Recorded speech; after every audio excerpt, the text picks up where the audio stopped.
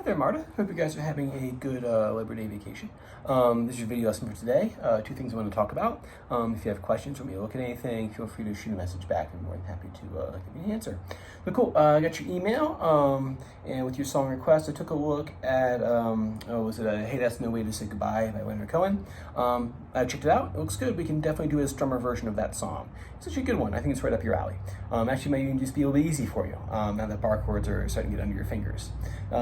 This one uses the F sharp minor bar chord. As you know, that's the one. Since E minor form is a root 6 chord, we move that chord right here to the F on the 6th string. We put that chord shape in position, and we have that shape right there. Right, so that's the chord shape that he has. I think you already know that one, so just recap just in case you need a refresher on that one. What you're going to do is put a capo on 1st fret, and just pretend that's 0. And then the strum pattern for this one, you got the chords in here. Basically, it's just one big on chord progression.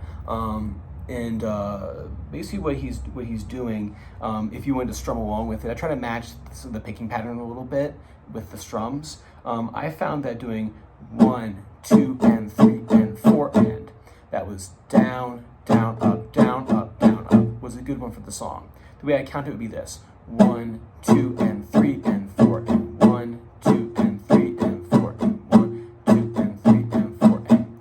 You're on the chords for a while. The A chord, 3, 4,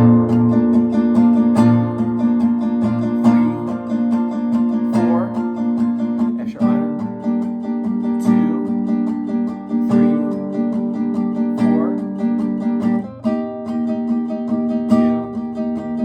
3, 4.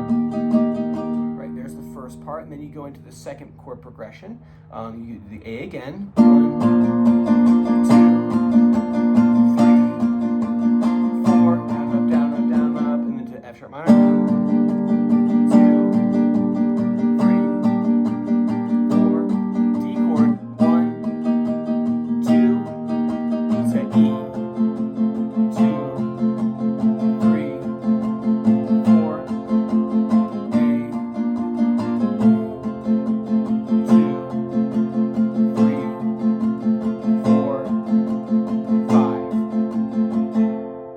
Right, and then the whole thing starts back over again. It's kind of funky because that E chord, you're on there for 5, but I added up all the numbers. It comes out to 32, which if you divide in half is 16, which means that he thought out the structure. So it's a 32 bar pattern basically.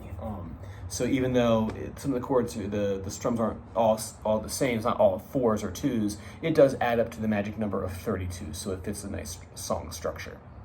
Cool, so that one's not super hard. Probably the hardest thing would be switching between the A to the F sharp minor, and then keeping that 1, 2, and 3, and 4, and 1, 2, and 3, and 4. Keeping that pattern going. It's not super fast, but it is, I guess, a little brisk. And then number 2 is Bird on the Wire. You're ready for the next half. The picking pattern for this one. Now, like I said before, sometimes I'll write picking patterns out with like the actual chord shape, like in the notation here. Sometimes I just write out just a blank picking pattern. That's what I did here for this one. I could have just as easily written out the fret numbers that, like when I'm on a D chord, like I would have written down the numbers that I'm on for this. And most tab you see is going to be written like this. I just write the picking pattern part. I write the picking pattern out like this because I find it was just easier just for me just to jot it down, play a D chord, put a D chord down, do this picking pattern. But just realize that out there in the world, when you get tablature that has picking patterns written out, they'll actually have the D chord written in there. Maybe I should start doing that for you too, so you get used to seeing that. So anyway, so what we have here is a pinch pattern first. So you have thumb and middle, so you're on a D chord, thumb and middle pinched together, thumb, index, thumb, middle, thumb. So it looks like this. Oh,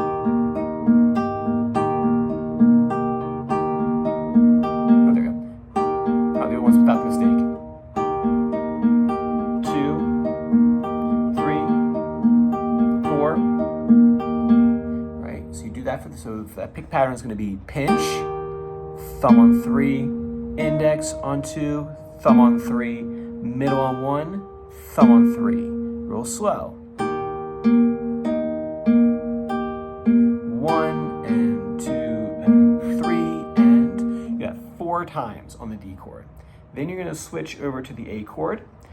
This time, you're going to change the picking pattern slightly. It's going to be A and P together. When I draw that line connecting the two zeros, that means that they're played as a pinch pattern. I try my best to line them up over top of each other, but I feel like just putting the line there is just an extra, save you some confusion in case. All right, so you do A finger and then thumb, pinch on 5 and 1, thumb on 4, index on 3, thumb back to 4, middle on 2, thumb back to 4. So it looks like this.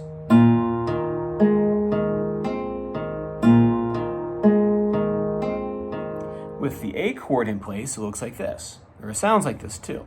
2, 3, 4. So you go back and forth between those two. There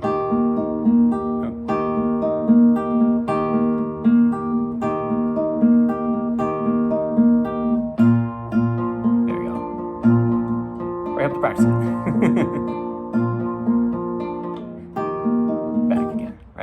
So you have those two right there. Unfortunately, we're out of time. What we'll do next time is, I kind of want to be in person for this anyway, is that the next thing we're going to do is our first time doing a picking pattern with a bar chord.